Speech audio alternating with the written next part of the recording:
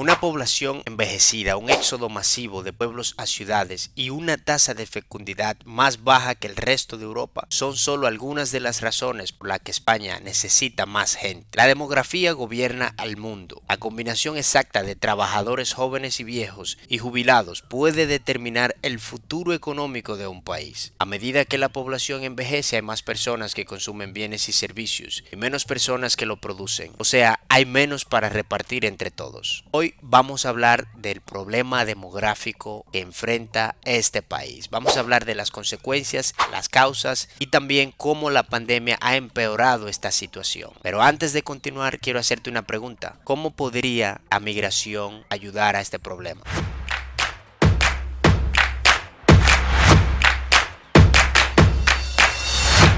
En el video anterior hablamos de los dos grandes problemas que enfrenta España en la actualidad. Agradezco a las personas que me comentaron y me dieron algunos datos importantes sobre esos problemas. Hoy vamos a hablar del gran problema demográfico que tiene España. Y quiero empezar contándote algo personal que viví recientemente durante mis estudios del máster.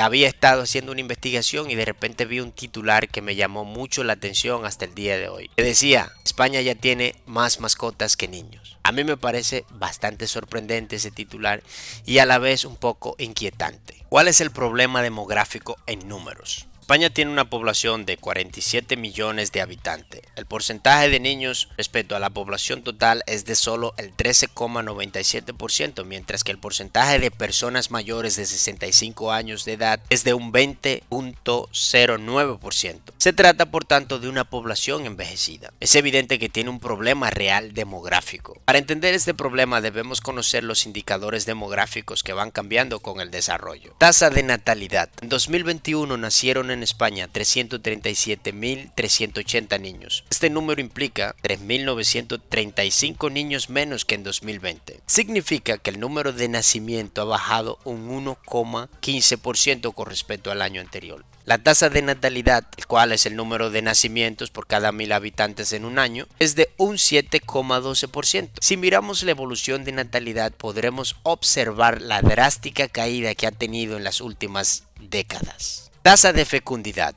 el cual es el número medio de hijos por mujer. Es también el más bajo de toda Europa, 1,19. El hecho de que España tenga un índice de fecundidad inferior a 2,1, el cual es el número que garantiza la renovación natural de la población, supone que no se garantiza una pirámide de población estable, como veremos más adelante. Por otro lado, la tasa de mortalidad, el cual es la cantidad de muerte por cada 1.000 habitantes, en 2020 experimentó un ligero incremento en comparación con la trayectoria registrada hasta el 2019, debido entre otros factores a la pandemia por el COVID-19. Así pues, mientras que en 2019 fallecieron 8,83 por cada 1.000 habitantes, en 2020 la cifra ascendió hasta los 10,38. En 2021 volvió a descender ligeramente hasta situarse en torno a los 9,5 decesos por cada 1.000 habitantes. O sea, en 2020, el año de la pandemia, la tasa de natalidad cayó un 5%, mientras que la tasa de mortalidad aumentó un 18%.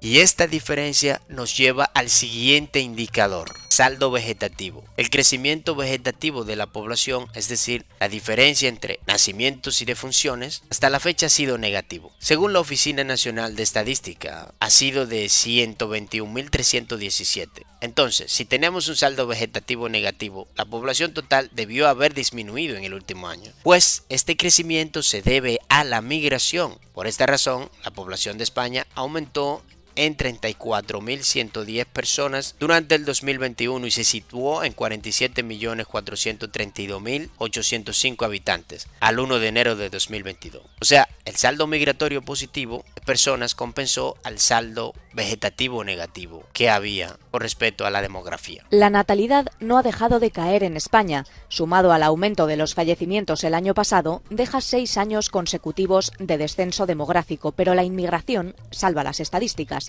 El aumento de la llegada de inmigrantes a España en 2021 se ha traducido en un crecimiento de la población en más de 34.000 personas hasta los 47,43 millones de habitantes. Hay ya, por lo tanto, más de 5 millones de extranjeros residiendo en el país, mientras que la población de nacionalidad española se ha reducido en 15.502 personas en el último año. Los extranjeros más numerosos son los marroquíes, seguidos de rumanos e ingleses, aunque las comunidades que más han crecido en 2021 son la italiana, la colombiana y la venezolana.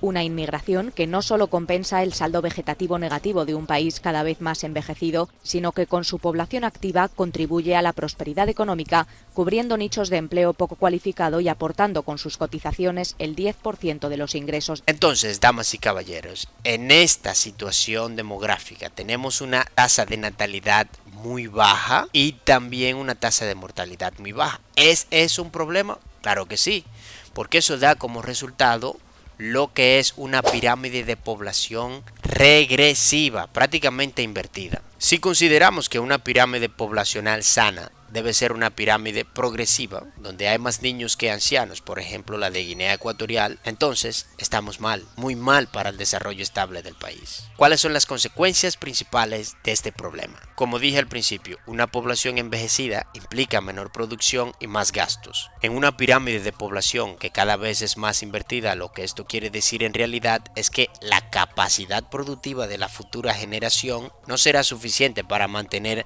a los jubilados y por lo tanto las consecuencias principales de este problema son fondo de pensión insostenible. Es indispensable que la población crezca para poder hacer frente a las pensiones. Según cifras del Servicio de Estudio de la BBVA, estas alcanzarían los 15 millones en 2050, por lo que se necesitarían 28 millones de afiliados. Esto podría conseguirse con la ayuda de los inmigrantes, pero también con medidas políticas de apoyo a la natalidad, como la ampliación de permisos y ayudas financieras. Otra consecuencia, menos riqueza, más pobreza. Por supuesto, también menos crecimiento. Además, esto provoca otro problema del que no hemos hablado, pero es importante, el déficit de seguridad social. El momento más crítico se espera para el año 2029. Será la mayor entrada de pensionistas al sistema que jamás se ha producido. Exactamente, ¿cuáles son las causas de este problema? Empezamos por crisis económica. Los problemas económicos como la falta de empleo, bajos salarios, desalientan a muchas personas a tener hijos o procrear una familia. Retraso de la maternidad. Tener un hijo es una decisión que suele aplazarse en tiempos de incertidumbre laboral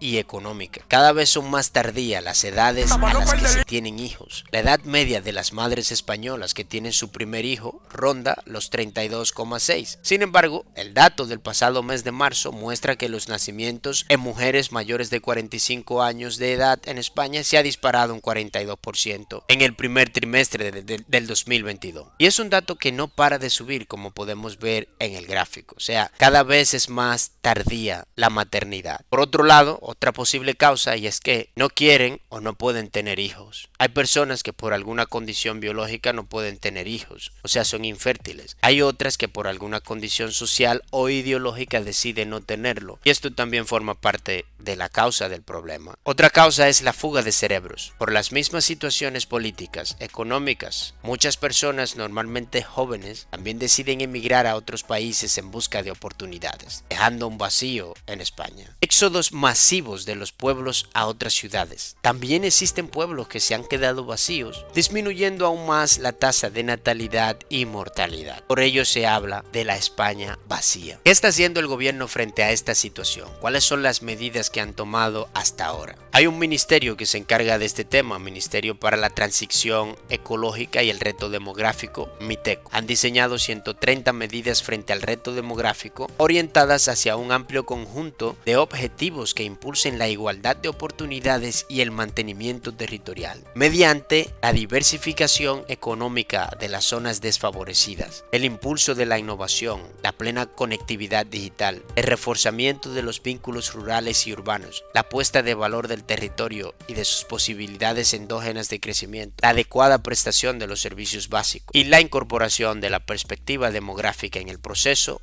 de toma de decisiones del gobierno. Ahora te paso el balón a ti. ¿Qué puedes hacer tú al respecto? Recuerda comentarlo en la sección de comentarios y también si tienes cualquier pregunta o duda, no olvides suscribirte. Nos vemos en un próximo capítulo.